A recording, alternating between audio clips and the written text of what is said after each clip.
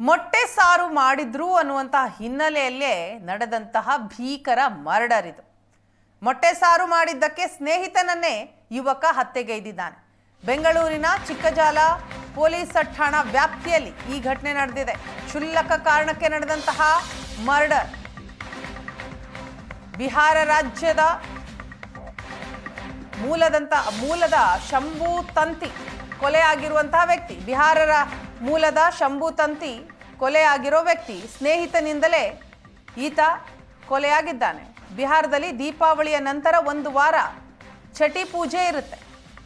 ಒಂದು ವಾರ ಛಟಿ ಪಾಲಿಸ್ತಾ ಇದ್ದಂತಹ ಬಿಹಾರ ಮೂಲದ ಶಂಭು ತಂತಿ ಪೂಜೆ ಇದೆ, ಮಾಂಸ ಬೇಡ ಅಂತ ಸ್ನೇಹಿತ ಶಂಭು ತಂತಿ ಹೇಳಿದ್ದ. ಶಂಭು ತಂತಿಯನ್ನ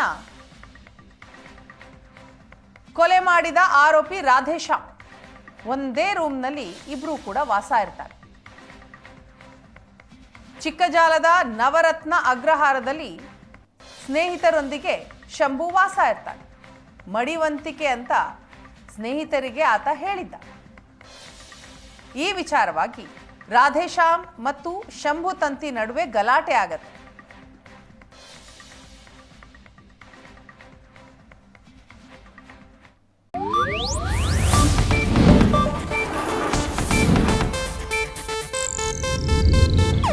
ಇದು ಏಷ್ಯಾನೆಟ್ ನ್ಯೂಸ್ ನೆಟ್ವರ್ಕ್ ಪ್ರಸ್ತುತಿ.